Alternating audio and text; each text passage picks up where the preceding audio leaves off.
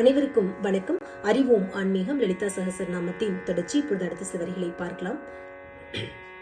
பிரதிபன் முக்கிய ராகாந்த திதி மண்டல பூஜிதா அப்படின்னு சொல்றோம். அதாவது அம்பாள் பௌர்ணமியிலிருந்து அமாவாசை வரையிலும் எல்லா திதிகளிலும் அம்பாளை நம்ம வழிபாடு செய்கின்றோம். அதான் அந்த வரியில சொல்றோம். பிரதிபன் முக்கிய ராகாந்த திதி மண்டல பூஜிதா. கலாத்மிகா அப்படின்னு சொல்றோம். அதாவது அம்பாள் கலைகளுக்கெல்லாம் ஆத்மஸ்வரூபமாக இருக்கின்றாள். அதனால கலாத்மிகா அப்படின்னு சொல்றோம். கலாநாதான்னு சொல்றோம். அதாவது கலைகளுக்கெல்லாம் தலைவியாக இருக்கின்றாள். அதனால கலாநாதா அப்படின்னு சொல்றோம். கலாநாதா காவிய லாப விமோதினி அப்படின்னு சொல்றோம். அதாவது காவிய லாப விமோதினா காவியங்கள்ல நம்ம அம்பாளை வைத்து வழிபாடு செய்யும் பொழுது அதை அம்பாள் சந்தோஷமாக மகிழ்ச்சியோடு ஏற்றுக்கொள்கின்றாள். அதனால காவிய லாப விமோதினி அப்படின்னு சொல்றோம்.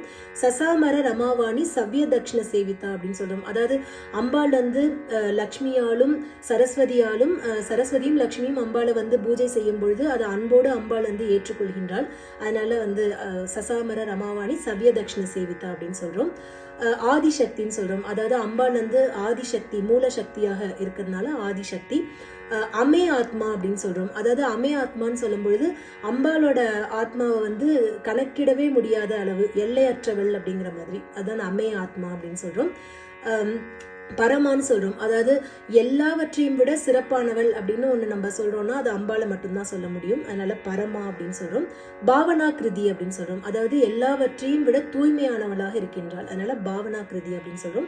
அநேக கோடி பிரம்மாண்ட ஜனனி அப்படின்னு சொல்றோம். அதாவது இந்த அண்ட சராசரத்தில இருக்கக்கூடிய எல்லா விதமான ஜீவராசிகளுக்கும் அம்பாள் ஜனனம் கொடுத்ததுனால ஜனனி, அநேக கோடி பிரம்மாண்ட ஜனனி அப்படின்னு அம்பாளை சொல்கின்றோம். மீண்டும் நாளை மற்றவர்களுடன் உங்களை சந்திக்கின்றேன். நன்றி, வணக்கம்.